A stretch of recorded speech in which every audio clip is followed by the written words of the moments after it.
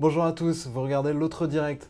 Demain vont s'ouvrir les journées de l'économie qui vont durer 3 jours, ce qu'on appelle les GECO. Vous pourrez suivre en grande partie sur lioncapital.fr des intervenants qui vont venir expliquer un peu leur thèse. Mais aujourd'hui, on accueille l'organisateur de ces GECO, Pascal Lemerrer. Bonjour. Bonjour. Alors, globalement, il y a deux thèmes. Un sur comment agir et l'autre peut-être plus sur dicté par l'actualité, sur l'environnement, puisqu'il y aura quelques ateliers sur l'économie et l'environnement. Est-ce que c'est incompatible? Est-ce que c'est compatible? L'économie et l'environnement? Ouais, parce qu'on a souvent dit que l'industrie tuait la planète, que finalement l'économie gaspillait ou utilisait toutes les ressources de la planète. Donc, comment arriver à concilier les deux? Là, vous parlez d'un modèle de croissance. D'abord, si on regarde la croissance, est de moins en moins industrielle. Il y a de moins en moins de croissance et elle est de moins en moins industrielle. Et on a quand même un problème d'environnement. Donc, ce n'est pas en réduisant la part de l'industrie que l'on va réussir à résoudre les problèmes environnementaux. Je crois que c'est vraiment ici à la fois des modèles de production et de consommation qui doivent se mettre en place. Et on en est vraiment au balbutiement. Je pense qu'on est dans une situation où on est quand même un peu obsédé par les questions de court moyen terme, c'est assez logique, hein. On sort d'une crise financière qui a un impact quand On en même sort fort. pour vous? La crise financière, oui. Je pense que les traces de la crise économique, elles, par contre, sont toujours là. Mais si on regarde, c'est peut-être quelque chose de beaucoup plus profond. En fait, la situation avait commencé à se dégrader avant la crise financière de 2007-2008. Je pense que le bon indicateur, si vous voulez regarder à partir de quand les choses sont devenues compliquées, c'est ce qu'on appelle le taux d'emploi. Si vous faites le rapport entre les gens qui ont un emploi, qui recherchent un emploi divisé par le nombre de personnes qui seraient en âge de travailler, les 15-65 ans, les taux d'emploi ont baissé depuis le début des années 2000. Et ils ont baissé aux États-Unis comme en Europe. Ce qui veut dire que la situation économique, le type de croissance que l'on avait était déjà problématique. Et donc ça continue aujourd'hui. Qu'est-ce qui l'explique? Je pense qu'on crée moins d'emplois. Justement, parce on s'éloigne de ce modèle de croissance industrielle, on crée moins d'emplois et ça ne résout pas les problèmes environnementaux, ce qui veut dire que ce n'est pas parce qu'on aurait beaucoup de chômage qu'on aurait moins de problèmes environnementaux. En fait, on voit bien qu'on est sur des modèles production et consommation ensemble qui aujourd'hui ont des effets en termes de pollution, de production de déchets, qui génèrent pas mal de problèmes et en même temps finalement ne font pas augmenter le bien-être non plus de la population. Tout ça fait que le problème, mais ce n'est pas plus de croissance ou moins de croissance, plus d'industrie ou moins d'industrie, je pense que ça ce sont des fausses questions, c'est qu'en fait il y a des modes d'organisation qui doivent être plus efficaces. Quand on nous parle aujourd'hui de l'innovation frugale, c'est une manière en fait de dire qu'on peut certainement innover pour créer du bien-être tout en réduisant nos effets en termes de pollution, d'environnement, de ressources naturelles, de production de déchets. Parce qu'on parle souvent de croissance verte, d'économie verte, en disant qu'il peut y avoir des emplois à la clé, des nouveaux emplois. Ça, la croissance verte, une économie écologiste, globalisée, vous y croyez pas beaucoup? Mais si, mais réfléchissez un peu à ce qu'était la deuxième révolution industrielle fin 19e siècle.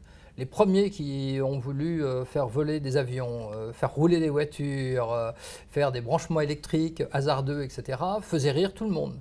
Finalement, ça a été à l'origine de la croissance économique pendant pratiquement un siècle. On a eu une croissance industrielle qui était basée sur l'électricité, la chimie, le ferroviaire, le transport aérien, routier. Donc aujourd'hui, en fait, dans toutes ces tentatives, il y en a forcément qui vont On pourrait relancer l'économie mondiale en sauvant la planète? Ça serait magique.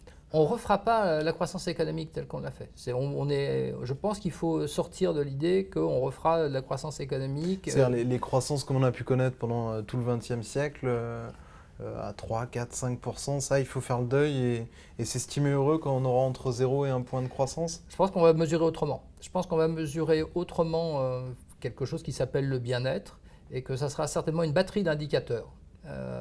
Où on regardera des choses en termes à la fois de production, d'éducation, de santé, d'organisation de la ville, etc. On aura besoin de tous ces indicateurs ensemble pour arriver à voir si on crée quelque chose de positif. Ce que vous appelez la croissance économique, donc, on ne pourra plus avoir un seul indicateur. Vous ne pourrez plus aux 20 heures regarder une courbe qui monte et qui descend, qui vous résumerait tout le fonctionnement de l'économie. On est bloqué sur 2 points. 1, retrouver de la croissance, et 2, c'est lié, inverser la courbe du chômage. En France, mais finalement dans toutes les sociétés occidentales, On se fourvoie de toujours se focaliser sur ces deux instruments-là. Oui, les indicateurs aujourd'hui doivent se renouveler. Je suis en train de vous le dire. Par exemple, les taux de chômage, aux États-Unis, les taux de chômage baissent, mais parce qu'une partie de la population s'est éloignée du marché du travail. En fait, ce n'est pas une si bonne nouvelle, la baisse du taux de chômage aux États-Unis.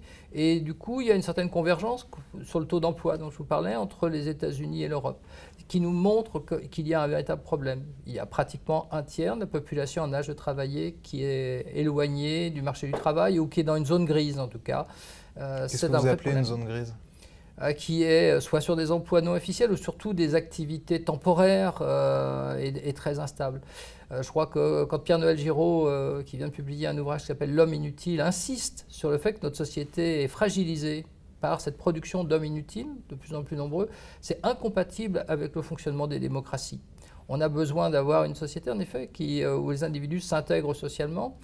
Alors certains vous diront c'est un choc technologique. Ce choc technologique fait qu'on détruit les emplois des classes moyennes. C'est-à-dire que d'un côté on garderait les emplois qui sont les moins qualifiés, on le voit bien.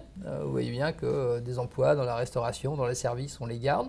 De l'autre côté on voit que dans la finance, dans la recherche, etc., il y a des emplois très qualifiés.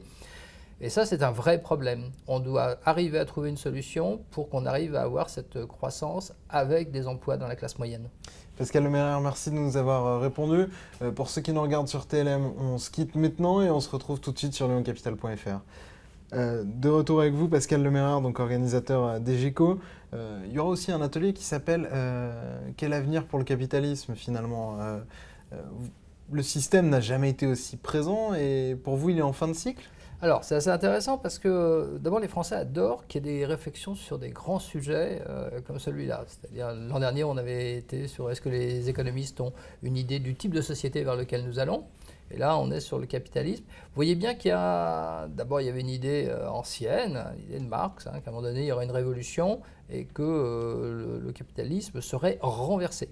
Aujourd'hui, on voit des analyses qui se développent plutôt sur peut-être que le capitalisme pourrait imploser de lui-même. C'est vrai que c'est assez curieux parce que vous pouvez avoir des jeunes entrepreneurs qui se lancent dans l'économie du gratuit.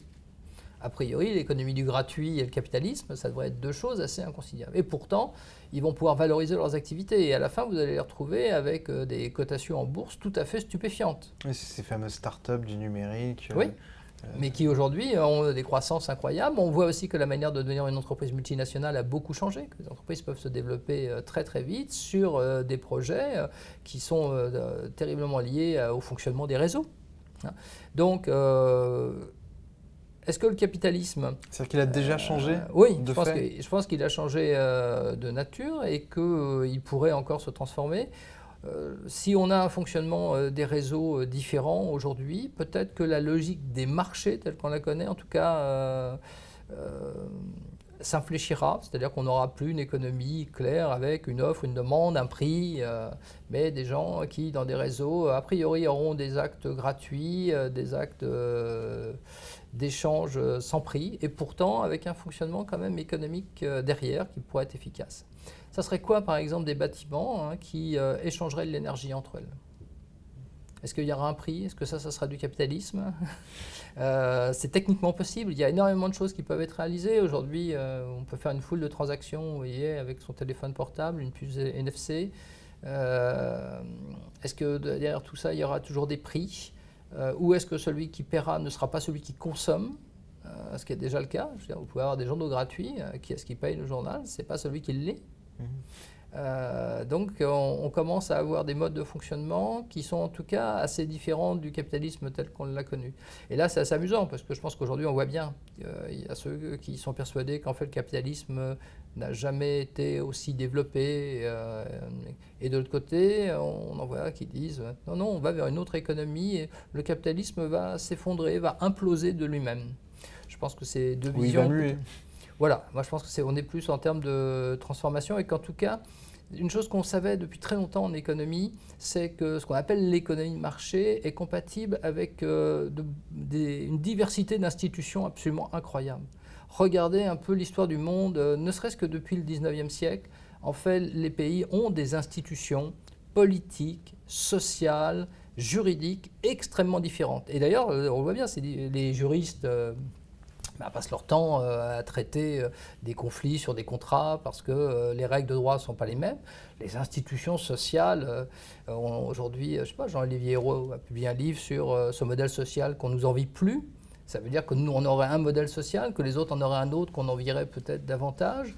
À chaque fois, on se retrouve comme ça sur des sujets où on découvre en fait quelque chose qui est beaucoup plus simple, que l'économie de marché, c'est une espèce de théorie, mais que le mode de fonctionnement concret dépend d'institutions et que ces institutions sont le produit du fonctionnement des démocraties. Que c'est d'abord les démocraties qui sont à l'origine de cette organisation et qu'il faut que ces démocraties fonctionnent bien. On n'a jamais autant entendu parler des économistes que ces dernières années, parce qu'avec la crise, on s'est tourné vers eux en disant est-ce qu'ils vont pouvoir nous sauver. Globalement, vous, ça fait 7 éditions, la 8e édition de GECO, vous êtes lancé il y a 7 ans, pile pendant la crise financière. On n'en est pas encore sorti. Est-ce que les économistes peuvent nous sortir de là? Est-ce qu'il peut y en avoir un qui est l'homme providentiel? Ou est-ce que c'est finalement que les politiques les écoutent pas? Il est où le Keynes de notre époque? Oui, il ne faut pas trop rêver parce que Keynes lui-même a passé sa vie à vouloir avoir une influence qu'il a eu beaucoup de mal à avoir réellement. Bon, dans les livres d'histoire, en tout cas, il l'a. Oui, mais ça c'est l'histoire reconstruite a posteriori, c'est-à-dire que Roosevelt n'était pas très sensible aux idées de Keynes et qu'on a plutôt un bricolage de politique économique avec voir qu'est-ce qui fonctionne, qu'est-ce qui ne fonctionne pas. Parce qu'aujourd'hui, globalement, il n'y a personne qui a trouvé le remède miracle pour sortir de la crise qu'on traverse actuellement. Je pense que vous ne pouvez pas avoir un intellectuel qui vous trouve une solution. Ce serait en plus assez terrifiant d'avoir un intellectuel qui pourrait faire basculer une société. Mais par contre, on est quand même dans une situation, je trouve intéressante, où vous voyez qu'il y a beaucoup d'économistes qui sont engagés très activement dans les débats de la cité. Joseph Stiglitz, on en parle énormément, mais on a eu Thomas Piketty, on a notre prix Nobel Jean Tirole, et le prix Nobel Angus Deaton aussi, qui va certainement entrer, puisqu'Angus Deaton, le nouveau prix Nobel, est aussi sur les questions de bien-être, de pauvreté, de consommation, exactement les sujets dans lesquels on est. Je pense que les économistes nous disent des choses qui peuvent aider chaque citoyen à avoir en tout cas une véritable responsabilité dans la cité. Est-ce que c'est le politique qui n'écoute pas assez les économistes ? Le temps du politique et le temps des économistes, c'est certainement pas le même. On est quand même sur des questions, essayer d'avoir des stratégies par rapport à un horizon long, parce que finalement, que ce soit cette révolution technologique, ce que certains appellent la troisième révolution industrielle, que ce soit la question environnementale, que ce soit les modèles d'organisation sociétale, à partir du moment où ces classes moyennes sont en train de s'effriter, à chaque fois, on est sur des horizons longs qui ne sont pas forcément compatibles avec l'horizon du politique, qui ne récoltera pas forcément les fruits de son action s'il essaye de s'adapter à ces nouvelles logiques qui se développent. Merci beaucoup d'avoir répondu à nos questions et on vous invite à aller participer, à aller écouter les débats au GECO. Merci beaucoup, à demain. Au revoir. Au revoir.